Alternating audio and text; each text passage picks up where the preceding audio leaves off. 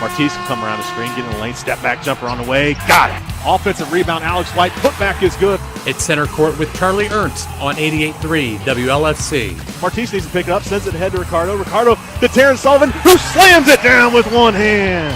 Join Coach Ernst and the Oilers on Air team as they take a look back at the week that was, discuss what's happening around the conference, and preview the week ahead. TST going to work, goes to the right hand, bucket in the foul, Tyler Stern-Tucker.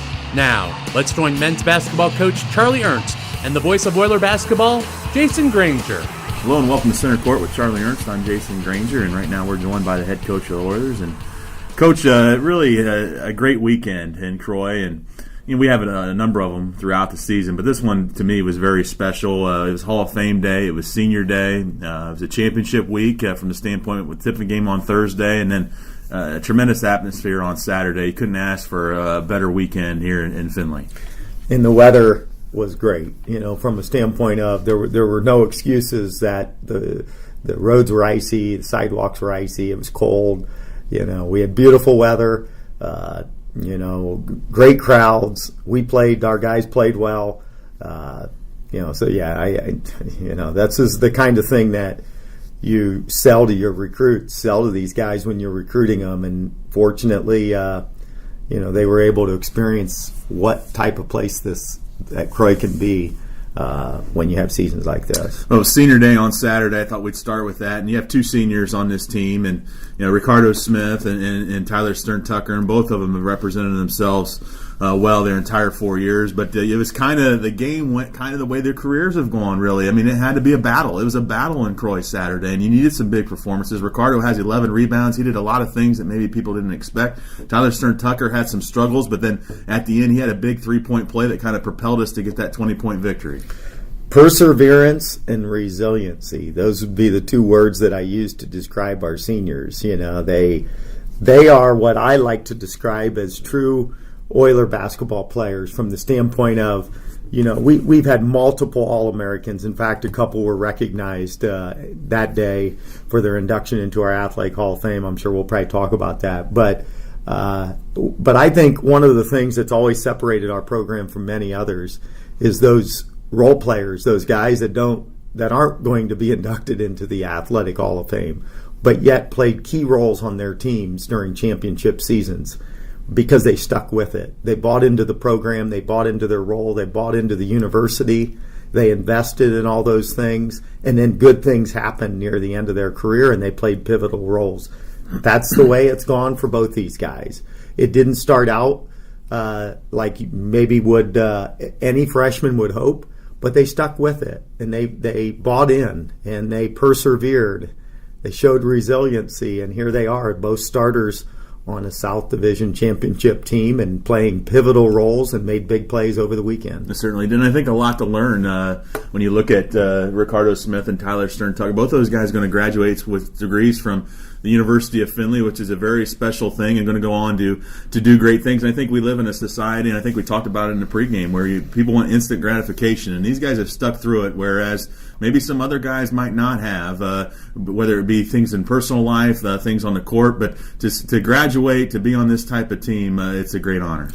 And and you're exactly right about the instant gratification thing, and probably technology and social media, and sometimes everything becomes about self-promotion and so forth. But the reality in the real world, in work, in career, is that that's not a reality. The reality is you start at the bottom, whether you're working at Marathon Oil or you're working at Honda of America. You don't start at the top. You have to make a big impression on your boss. You can't get caught up in worrying about what other people do or how much they're making or what their job is. You just go about your job and you do it the best you can, and you hope over time that you're rewarded for that. And that's really the essence of our team, and it's really the essence of life and career.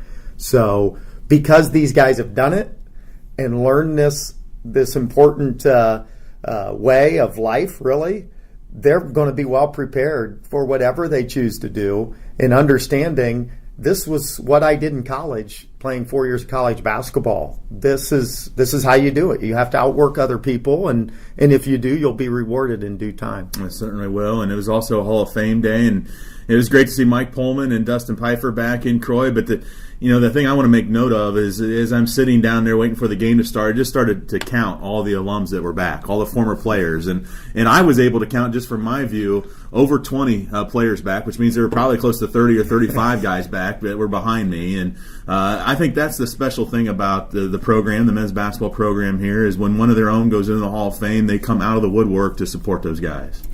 Yeah, I think it was a combination of a lot of things. Obviously, the Hall of Fame brought a lot of the players back from those eras, and then there was a lot of guys back from my era of coaching and playing. And they had shared a text message.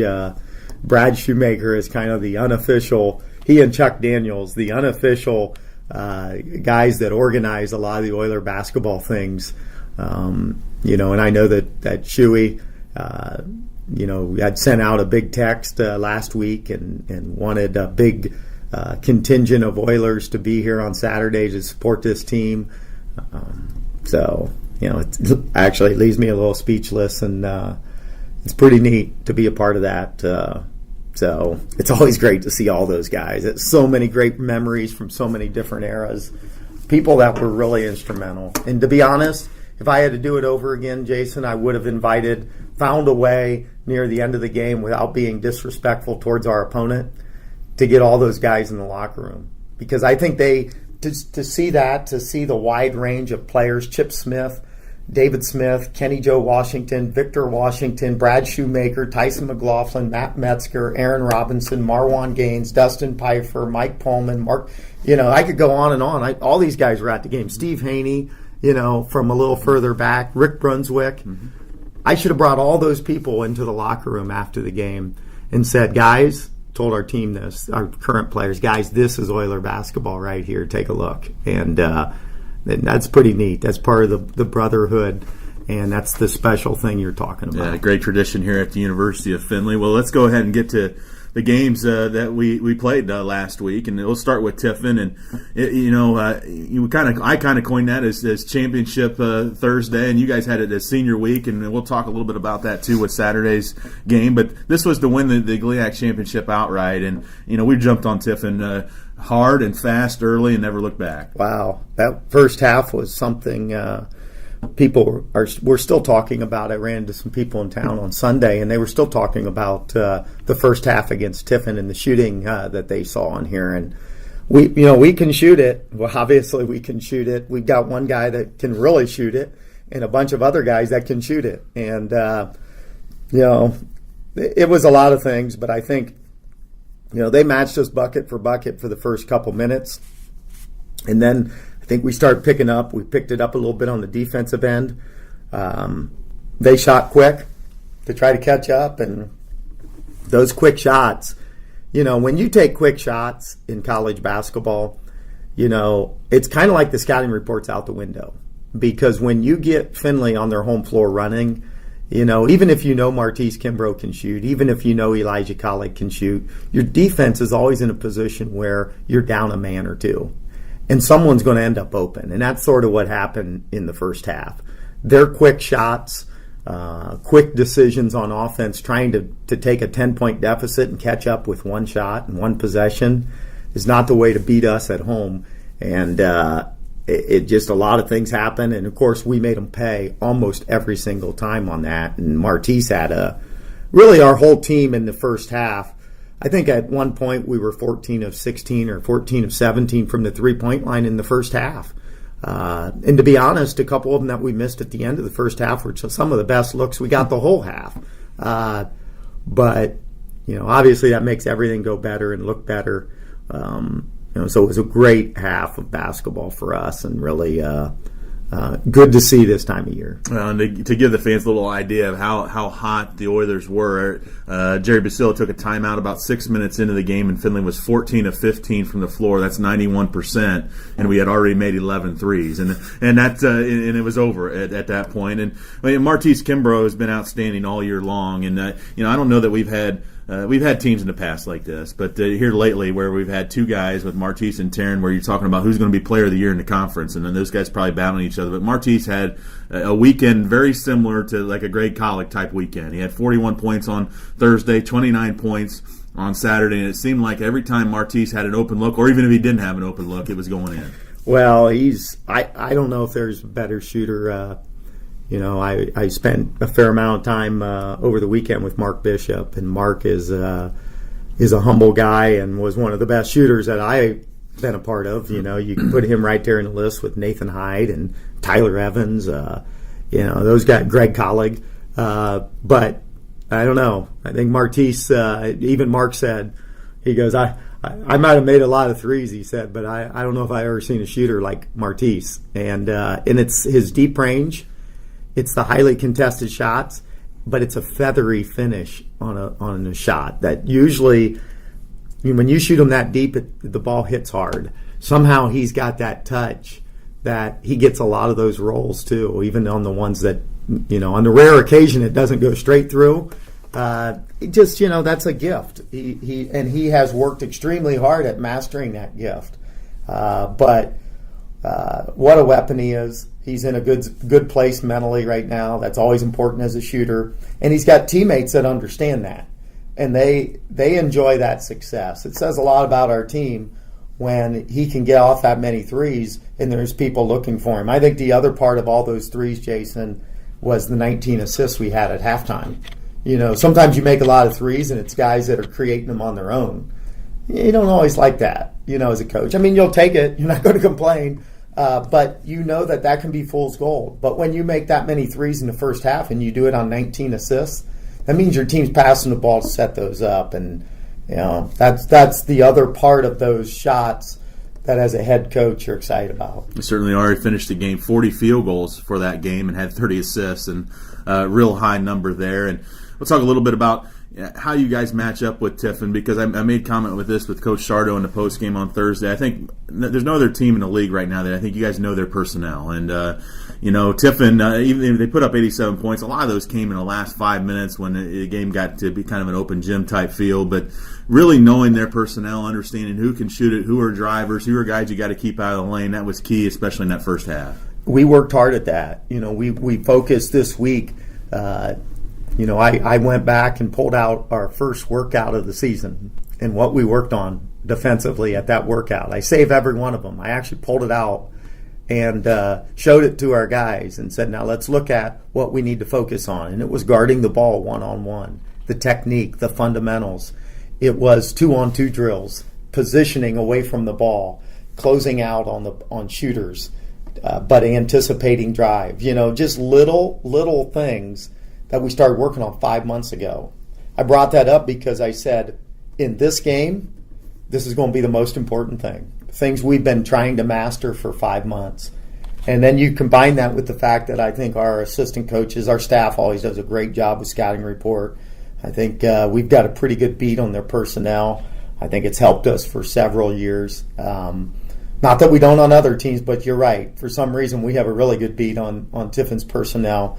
And you add all those things together, yeah, you're right. The second half got a little out of hand, but we defend. Along with all the threes we made, they scored 32 points in the first half, and that's a testament to our efforts on the defensive end. Outstanding game in Croy, and with the win, the 105-87 win over Tiffin, the Oilers claimed the outright share of the South title, and then we move on to Saturday. But we'll get to that game when we return after this commercial break. This is Oiler Basketball on 88.3 WLC. Only 0.5% of all high school student athletes play basketball in college. But all 100% of them become adults. That's why playing basketball on their high school team is so important. High school athletes learn life lessons that help them grow up. Lessons that can't be taught in the classroom and often aren't taught at home. This message presented by the Ohio High School Athletic Association and the Ohio Interscholastic Athletic Administrators Association. Check out my new time machine. Does it work? Hit the button. Hey, it's Napoleon. Oui. Check out the future. Hey, you have a nice house. Why don't I? You didn't save any money, buddy. If only there was a way I could go back in time and fix that. Yeah. Save something for the future. Put away a few bucks, feel like $1,000,000. For free ways to save, go to feedthepig.org. That's feedthepig.org. This message brought to you by the American Institute of Certified Public Accountants and the Ad Council. Hey, Nick Cannon here. So we all know we've got a lot of talent in America. But unfortunately, there's something else we've got way too much of. Childhood hunger. 17 million kids struggle with it in this country. That's why the Feeding America nationwide network of food banks gather surplus food to give hope to hungry kids and their families. Join me in supporting Feeding America and your local food bank at feedingamerica.org. A message from Feeding America and the Ad Council. Martise come around the screen, get in the lane, step back jumper on the way, got it. Join us Thursday night for the regular season finale when the Oiler basketball teams head to Canton to battle the Walsh Cavaliers. Stolen away by Boner. Great pass over to Horseman. Horseman up and in for two. Jason Granger will have all the action from the Chechny Center. Women's pregame at 5:15, tip-off at 5:30, men's game immediately following. Sullivan from way downtown buries it! This is your home for Oiler basketball, 88.3 WLFC. Welcome back to Center Court. This is Jason Granger, and continuing our conversation with the head coach of Oilers, Coach Charlie Ernst. And Coach, we moved into Saturday, and we talked about Senior Day and Hall of Fame Day and all the emotions in the building. But the bottom line is you still had to come ready to play a team in Ashland. And I think any team in the GLIAC, North included, I think Ashland is right there with all the great teams. They're physical, they're quick, they have a good coach, they know what they're doing, and this was going to be a battle. You knew it right from the start, and our guys came to play. I'm not sure there's two teams, a better example in the entire GLIAC, North or South Division, that have improved as much over the second half of the seasons as the two teams tailing us in the South Division, Hillsdale and Ashland. Ashland is a team who, their best player was hurt over the summer, so they didn't have him coming into this year, Wendell Davis. So it took them some time, I think, to figure out a style of play where they could play three really good perimeter players that two of them are very similar players, get them all to coexist in a system without your best player that would work. And while they played good basketball at times first half of the season, they've really kind of caught in their groove about how to play. I think their players in different roles have embraced those roles, and they've been playing really good basketball. Hillsdale similar, but they had a player down, and now that player's healthy, and that player might be their best player. And you combine those things. So my point with Ashland is, this is a very good team. Don't let the record fool you. A lot of those losses happened in the first half of the season. Since January 10th, they've been as good as any team in the league. Tough team to defend because they run a little different offense. They present different challenges. I thought our guys really came out ready to defend them at a high level. We did not defend them very well the first time around. We didn't play very well on offense. This was going to be a challenge, and I thought our guys really stepped up physically. We matched their grit, their intensity, but our guys have done that all year when we've asked them to. And I was just going to say the physical type of play that Ashland brings to the table. To beat Ashland, you got to kind of beat them at their game. They're going to play their style regardless of what yours is, and you got to beat them at their game. And I think that's what you guys did. And really pleased with the defensive effort. First half was great defense, and second half I think even took a step forward in that. And rebounding. You look at the rebounding totals: 41 to 27 on the boards. You guys get 16 offensive rebounds, and that might have been the difference. Well, I think it was. I think a couple things. I think our zone bothered them in the second half. We mixed up our defenses more in the second half than we did the first half. We gave them a glimpse of it, gave them something to talk about with our zone in the first half or at halftime. But I don't know that they anticipated us playing it as much. And to be honest, it's a feel. You don't go into any game saying we're going to do this 10% of the time in this 90. You kind of wait and see how things are going. And I thought our guys defended well, whether we were man-to-man or zone. It's a good feeling as a coach when you're switching between two defenses that are having a great effect. And probably they were working even better because they were complementing each other. And the thing you have to do against Ashland on the defensive end is you got to figure out a way to slow their ball movement and their dribble drive movement.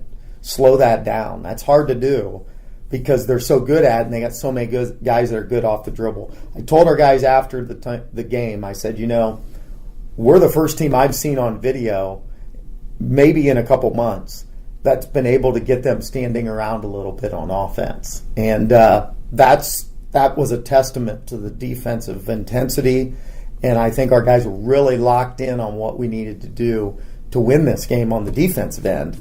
And then, of course, you know, we kind of bought ourselves time on offense. That's kind of the way I'd put it. They're a very good defensive team too, and they have good matchups against us. Some teams don't have those great matchups. They did. It was a grinder in the first half. But our defense kept grinding. We forced some bad shots, quick shots. We took them down, got some easy ones, got our shooters open in some of those situations. Then offensive rebounds, kickouts, offensive rebound putbacks. That took its toll on them. But I thought our defense gave our offense time to to hurt them in the ways that we've hurt other teams from the 3-point line with shooters, but also we had good balance, I thought, in the second half. No doubt about it. And when Alex went down with injury against Trevek and Nazarene, kind of lost a grinder in the middle, a guy that can be physical, push people around a little bit, take some charges, be that kind of intimidating force. And I thought the unsung hero of this game was Aaron Overheiser. And Moose lived up to that nickname. And he had 6 points, a dunk, and all that, but 7 rebounds, 4 of them offensive. I thought Aaron took another big step forward in his play and is going to pay off at some point, and this was the game. Well, and yeah, I mean, no doubt about it. When Aaron steps on the floor, there's going to be a melee in the middle. And I don't mean that in a bad way, but there are going to be bodies hitting the floor. He's that guy that kind of gives us a different personality when he hits the floor. And his offense and his confidence as a player just keeps going up every game. He only played 10 minutes. I didn't realize that after the game. I mean, I knew I was massaging some foul trouble issues with him, but they got a couple big boys in there. Drew Noble is a big kid. He and Aaron, well, I would say him and Aaron are going to battle for the next 4 years, but really they're not. I mean, because of the changing conferences. But and then they got Teddy Metzen, 2 physical post players. Aaron's a great matchup from that standpoint for both of them. So he's played a key role, no doubt about it. Every bit as big as anyone else on this team. Had he not been in foul trouble, he'd have probably played more than 10 minutes, but he made those 10 minutes count. That's the important thing. He certainly did. And the big game was Martise Kimbrough, and Martise had 29 points and made 5 threes, but I thought Martise had an incredible game because his outside stroke wasn't quite where it is normally, and he found ways to score. He got his pull-up game going at the elbow and then got to the rim. And Martise has become, especially over the second half of this season, a complete offensive player. If you're just going to worry about him out on the 3-point line, he's going to get around, he's going to get to the rim, and he's been able to finish. He has, and that's key. And we have talked to him about that. There's a couple things we've talked to him about, and I think he's doing a couple of them really well. Most notably, he's working hard to add not only the mid-range jumper, but getting all the way to the rim and finishing with his right hand or his left hand, because that puts a lot of pressure on the defense. And the other thing he's doing, is he's passing up shots when they're not there. He comes off a ball screen and they stay with him long and hard with 2 guys sometimes. We're setting those ball screens with guys like Terrence Sullivan, with guys like Tyler Stern Tucker.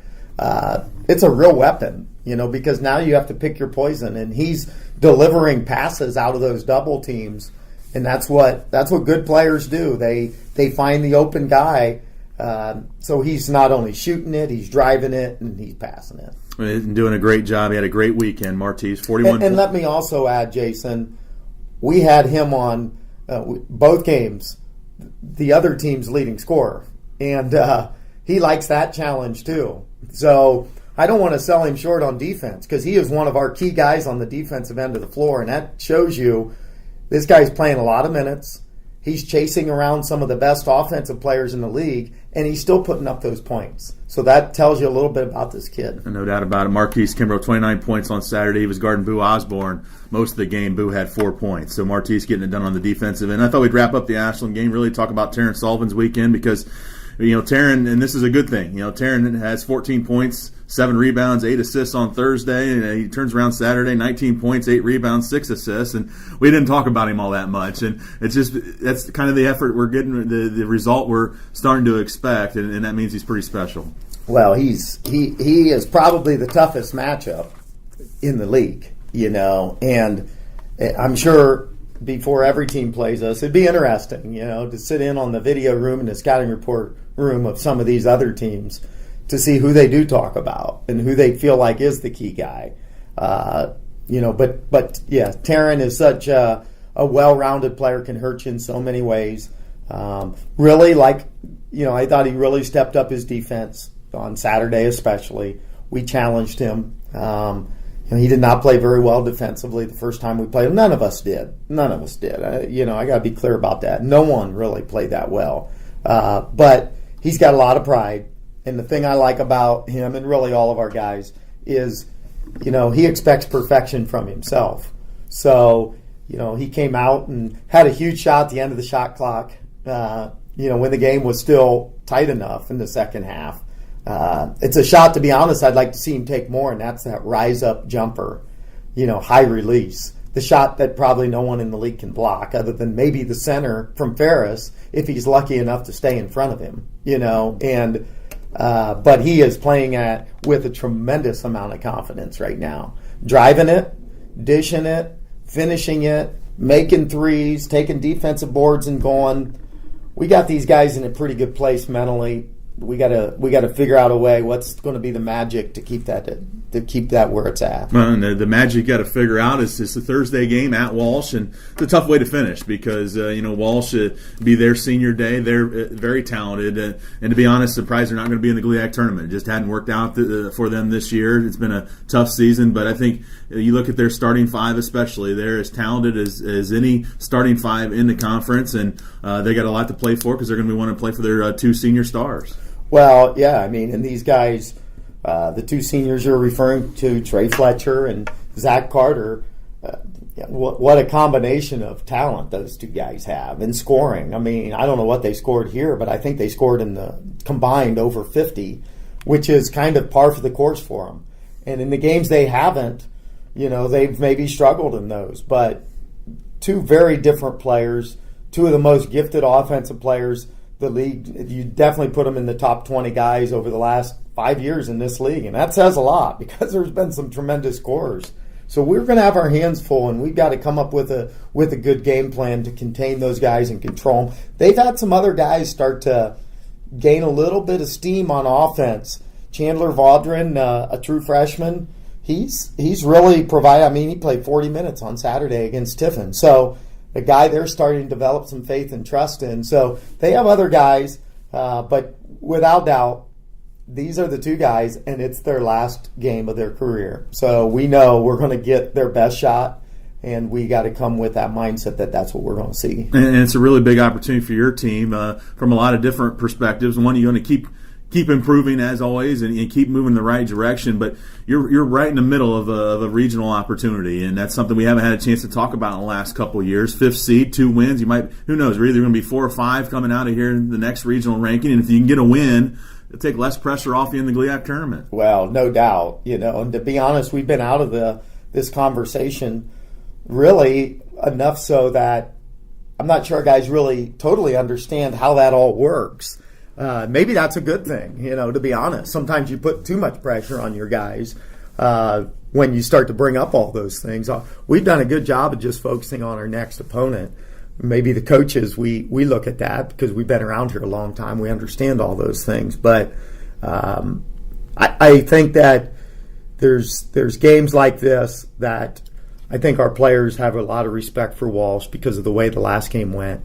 I think our guys will be ready to play. And traveling over to Walsh, and usually a good place to play basketball, a nice gym, and an opportunity. Our fans have been great all season long, and if you want to see some good basketball, certainly a nice opportunity to come over to Walsh. It's going to be nice again Thursday. Be a great thing to see a sea of orange over there at Walsh. Our fans are incredible at home. They are incredible on certain road trips, and this would be a great one if you're looking for a good road trip on a nice day to see good basketball. Love to see a sea of orange on Thursday night at Walsh. No doubt about it. All right, Coach, good luck on Thursday. All right, thank you. All right, that's going to wrap up Center Court. A couple of reminders. There's just one game this week, a Thursday game at Walsh. The start for the men's game will be at 7:30. We'll have all the radio action starting at 5:15. Women up first there. So for the coach Charlie Ernst, I'm Jason Granger. This is Center Court on 88.3 WLFC. Martise can come around the screen, get in the lane, step back jumper on the way. Got it. Offensive rebound, Alex White. Putback is good. Thank you for listening to Center Court with Charlie Ernst. Martise needs to pick it up, sends it ahead to Ricardo. Ricardo to Terrence Sullivan, who slams it down with one hand. Tune in every Tuesday night during the season for your connection to Coach Ernst and Oiler men's basketball. Back over to Alex White. Alex, kick out to Elijah. Nick will launch it from downtown. Nick Rusatz buries it from three. This is your home for Oiler men's basketball. 88.3 WLFC.